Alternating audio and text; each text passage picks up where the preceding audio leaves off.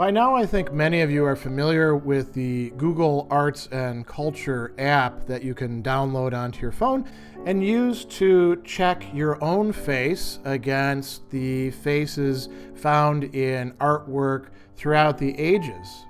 I thought I would give it a try and see what sorts of artworks and people it would come up with looking at my face.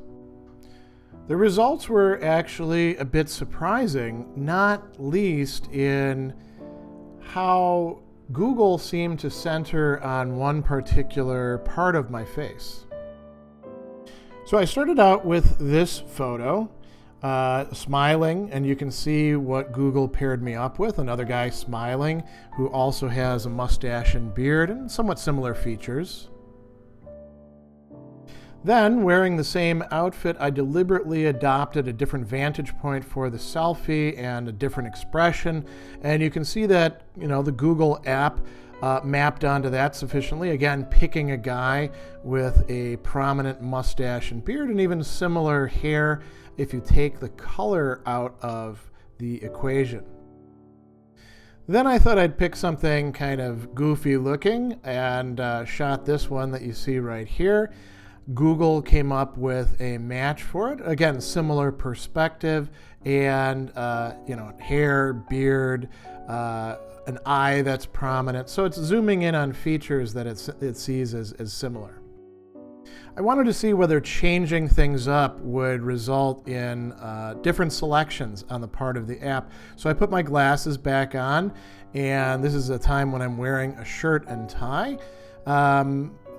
Similar stuff is coming up, and you notice, this guy's got a very prominent beard and mustache as well. The glasses don't seem to have done very much.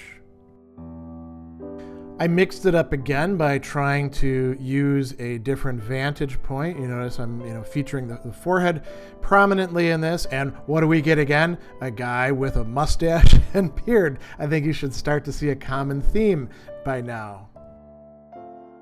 Once again, varying the perspective, same outfit, same glasses, same shirt and tie, and we get a guy whose hair is a little bit more wild in this respect, whose beard is a little less prominent, but it's still the same basic schema, isn't it? So by this point in time, it's become very clear to me that the beard is catching the attention of the app and giving me a lot of results. I thought I would let my hair down and perhaps see if that would make any difference, took the glasses off.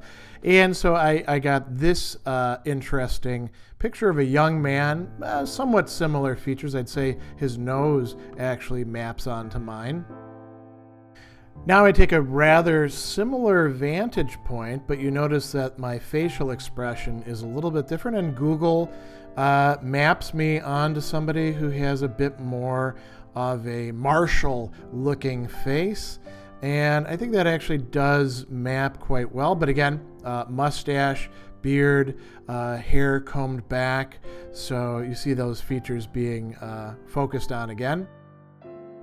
I try another selfie in partial perspective, hoping to feature the hair a bit more and perhaps tone down the beard, but I get once again another guy with mustache and beard featured prominently. It doesn't really zoom in on the feature of the longish hair, but instead gives me somebody who's got medium length hair.